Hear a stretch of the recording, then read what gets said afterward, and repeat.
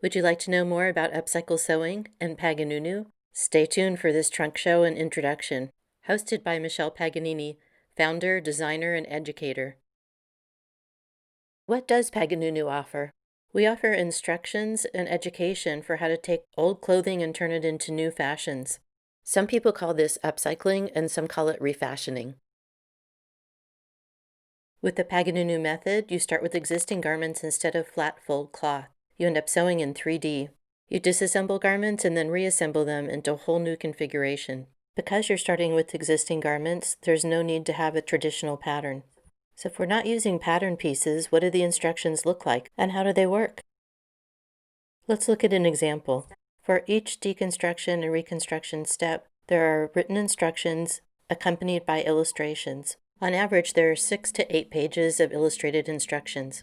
We've worked the kinks out of upcycle sewing so you don't have to. So if there's no pattern with sizing, how exactly do fit and sizing work? You start with a garment that fits your bust and shoulders exactly the way you like. We don't alter anything above the armhole, so if you have a fit that fits in your bust and shoulders perfectly, you are all set. Let's look at an example of how Paganunu solves some fitting problems and ends up looking fabulous. In this case, I've selected 3 dress shirts to start with. The shirt on the left is the one that fits me in the shoulders and the bust perfectly. As you can see, I can't button over my belly because it's too tight. After the Paganunu Peggy treatment, it fits me beautifully. I have plenty of room in the hips and belly. The 2 lower front panels were taken from other dress shirts. Here's a before and after from a side view. You can see in addition to the shirt not buttoning down the front across my belly, it's tight in the hips and it bunches up in the back because I happen to have a sway back. Once again, you can see the Paganunu treatment has solved this problem. In the back, we see the most dramatic difference of all. All of that bunching is gone and there's a nice, smooth fit on the hips. The great news is all of these changes are achieved very simply in the deconstruction and reconstruction process. Whether you're a pear shape like me or you have a different shape, there's a Paganunu pattern for you that solves fitting issues. As we go into the trunk show, I want to show you this legend that talks about which designs are good for which figures. The shape legends are also color-coded for which ones are recommended, could work, and are not recommended. The recommendations are based on hundreds of women trying on Paganunu samples. There's also a legend for difficulty.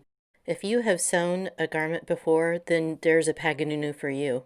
There are 3 difficulty levels: experienced beginner, meaning you've made at least a garment successfully, proficient at garment making, and proficient at garment making with advanced fitting. There is also a Boro-style jacket made out of denim that requires a lot of decision making, really is an art-to-wear garment. The garments that are easiest to sew and work for every size are marked with a star. Let's take a look at the trunk show. The first step is the Ashley, which is pretty simple to sew and good for all body shapes. It can be made with 2 to 3 dress shirts, and it has some bust shaping. It has pleating in the front, and in the back I've used sleeves to create the back panel. Although I use very dramatic color blocking in this one, the Ashley is great for a professional setting if you make it in very similar colors.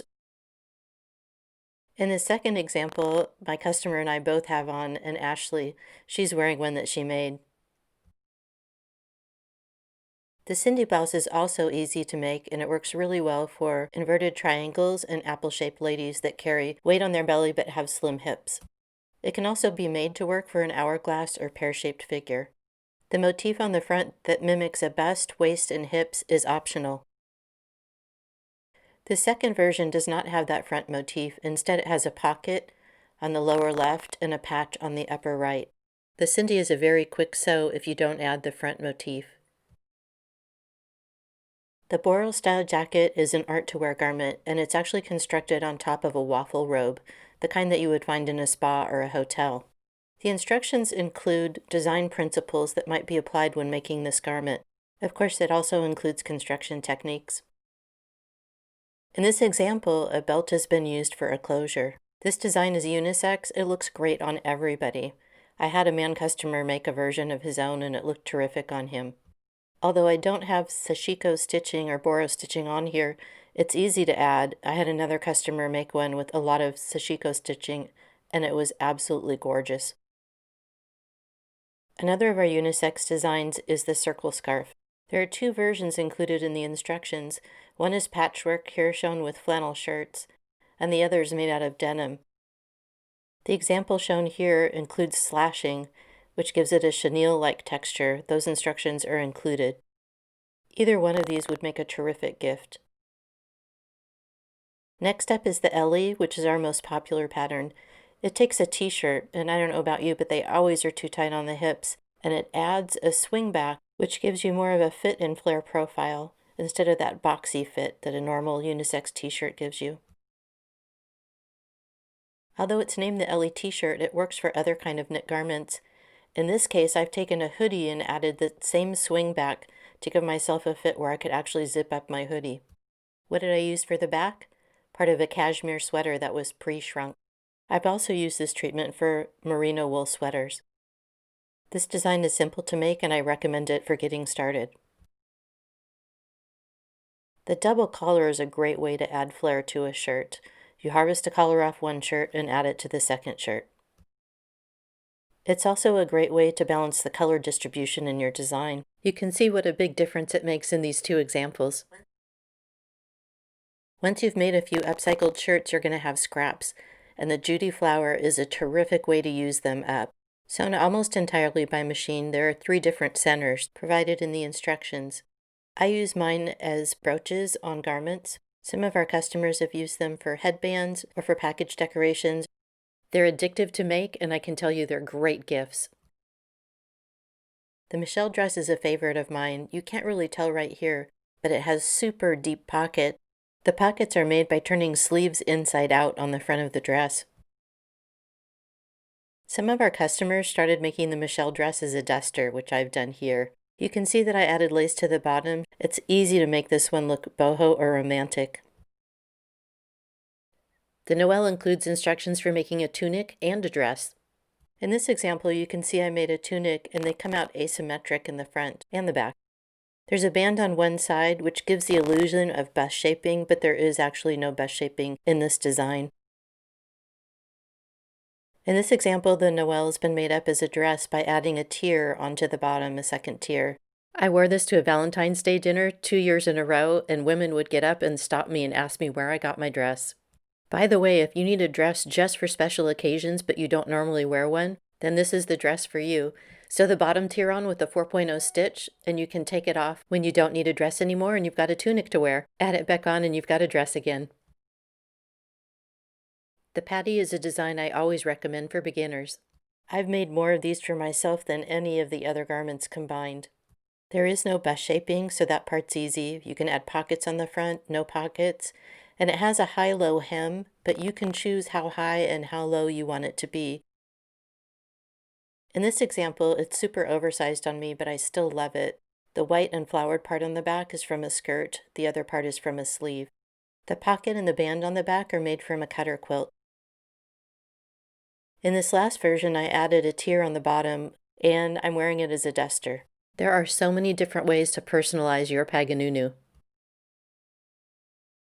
You may remember this garment from the very beginning when I showed how Paganunus solve fitting issues. This is a Peggy, one of our most popular designs. The Peggy is semi-fitted in the bust and features color blocking on the front using 3 different fabrics. Because of the bust fitting and the arch in the middle, it's ranked as one of our more difficult patterns.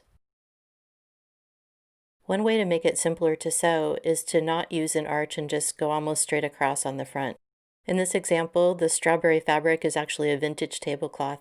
I also swapped out the white buttons for red.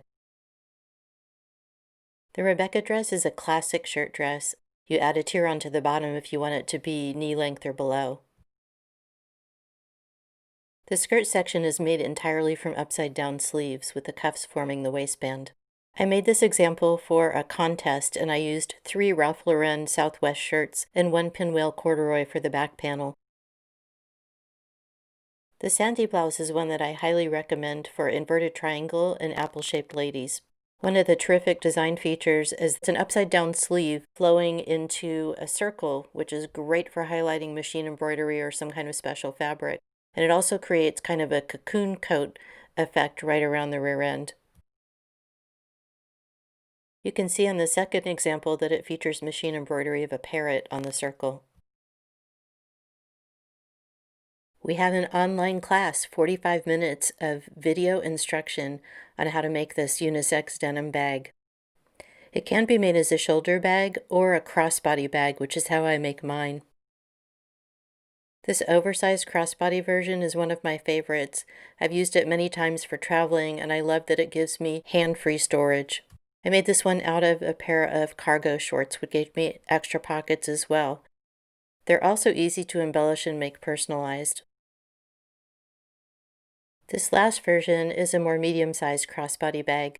I highly recommend this class. If you're interested in working with denim, there are all kinds of tips in the beginning that can be applied to other kinds of projects. In fact, this would be a great class to take before tackling the borrowed jacket. This class is hosted on the Teachable platform and broken up into small segments. You can go back and revisit any of the segments as many times as you want. I also offer a free Upcycle Sewing Tips class on the Teachable platform. I bet you already know your favorite Paganunu. Instructions for all our designs are sold on Etsy, including the online denim bag class. We set you up for success, and we've got you covered no matter your size or shape. You are invited to join our online community on Facebook. We inspire each other with examples of upcycle sewing, we share our Paganunos, and we support each other's creativity. Thank you for joining us and finding out more about Paganunu.